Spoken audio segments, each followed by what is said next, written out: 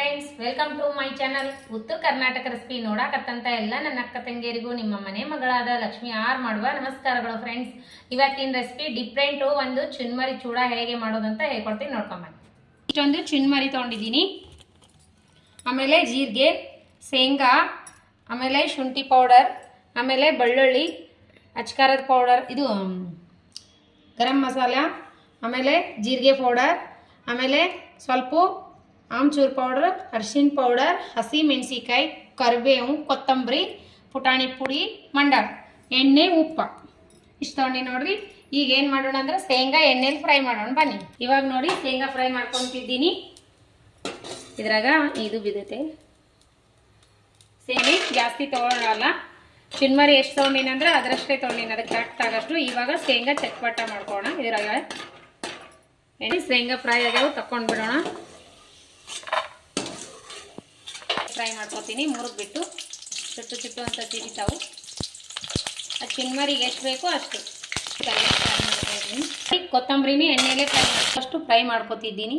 ಮೆಣಸಿಕಾಯಿ, ಕೊತ್ತಂಬರಿ, ಕರಿಬೇವು ಎಲ್ಲ ಕರೆದಿಟ್ಕೊಂಡಿರೋದು ಎಷ್ಟು ಫ್ರೈ ಮಾಡ್ಕೊತೀನಿ.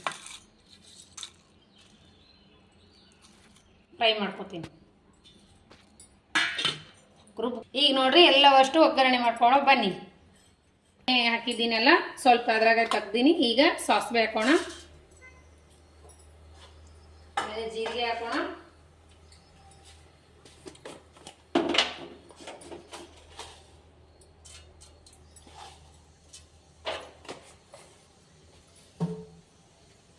ಇವಾಗ ಬೆಳ್ಳುಳ್ಳಿ ಹಾಕೋಣ. ಜಜ್ಜಿ ಬಿಟ್ಟಿರೋ ಬೆಳ್ಳುಳ್ಳಿ ಹಾಕಿದ್ದೀನಿ. ಚಟಪಟ ಅನ್ಲಿ. ಅರಿಶಿನ ಪೌಡ್ರು,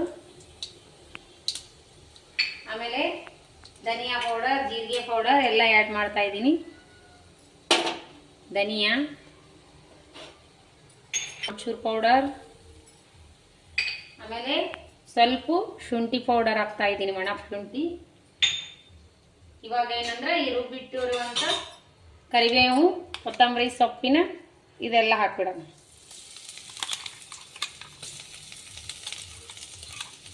ನೋಡಿ ಲಾಸ್ಟ್ ಚುನ್ಮರಿ ಆ್ಯಡ್ ಮಾಡಿಬಿಡೋಣ. ಗ್ಯಾಸ್ ಬಂದ್ ಮಾಡಿಬಿಡ್ಬೇಕು, ಚುನ್ಮರಿ ಹಾಕೋಣ.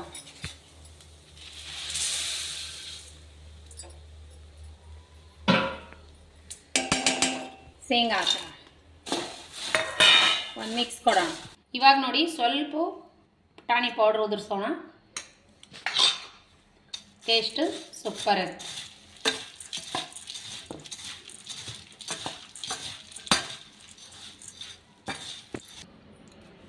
ಎರಡು ಸೇರಿಸಿ ಫೋಟೋ ಹೊಡಿ. ನೋಡ್ರಿ ಯಾವ ರೀತಿ ರೆಡಿ ಮಾಡಿದ್ದೆ ಅಂತ. ರೆಡ್ ಕಲರ್ ಚುನ್ಮುರಿ ಮೊದಲು ಮಾಡ್ಕೊಂಡಿನಿ, ಆಮೇಲೆ ಏನದ ಈ ರೀತಿ ಬೇರೆ ಡಿಫ್ರೆಂಟ್ ಚುನ್ಮರಿ ಮಾಡಿದ್ದು ನೋಡ್ರಿ. ಈ ರೀತಿ ಚುನ್ಮುರಿ ಇಷ್ಟ ಆಗಿತ್ತಂದ್ರೆ ಸಾಯಂಕಾಲ ಸ್ನ್ಯಾಕ್ಸ್ ಟೈಮ್ ಒಂದು ಕಪ್ ಟೀ ಜೊತೆ ತಿಂದರೆ ಮಸ್ತ್ ಅಂದ್ರೆ ಮಸ್ತ್ ಆಗ್ತದ. ಪದೇ ಪದೇ ಈ ರೀತಿ ಚುನ್ಮರಿ ನಾವು ಮಾಡಿ ತಿಂದಿರ್ತೀವಿ. ಒಂದ್ಸರಿ ಈ ರೀತಿ ಮಾಡ್ಕೊಂಡು ತಿನ್ನಿರಿ, ಮಸ್ತ್ ಅಂದ್ರೆ ಮಸ್ತ್ ಆಗ್ಯಾವು. ಮಂದಿ ಎಲ್ಲ ಇಷ್ಟಪಡ್ತಾರೆ. ಡಿಫ್ರೆಂಟು ಮಾಡಿಕೊಟ್ರೆ ಮನೆಯೊಳಗಿರುವಂಥ ಮಂದಿಗೆಲ್ಲ ಇಷ್ಟ ಆಗುತ್ತೆ. ಬೇರೆ ಬೇರೆ ಥರ ಟೇಸ್ಟ್ ಮಾಡೋಣ ಬನ್ನಿ. ಮಸ್ತ್ ಅಂದ್ರೆ ಮಸ್ತ್ ಆಗ್ಯಾವ ಚುನ್ಮರಿ. ತಿಂದು ನೋಡಿ ಮಗ, ಹೇಗೆ ಅನಿಸ್ತದಂತ. ಸೂಪರ್ ಅಂತ ನೋಡ್ರಿ. ಮಗ ತಿಂದಾನ, ಸೂಪರ್ ಆಗ್ಯಾವ. ತಿನ್ಬೇಕಲ್ಲ, ಇಷ್ಟ ಆಯ್ತಾ? ಇಷ್ಟ ಆಗ್ಯಾದ ನೋಡ್ರಿ. ನಮ್ಮ ಮಗನಿಗಂತರೂ ನಿಮಗೂ ಮಂದಿಗೆಲ್ಲ ಇಷ್ಟ ಆಗುವಂಥ ಚುನ್ಮುರಿ.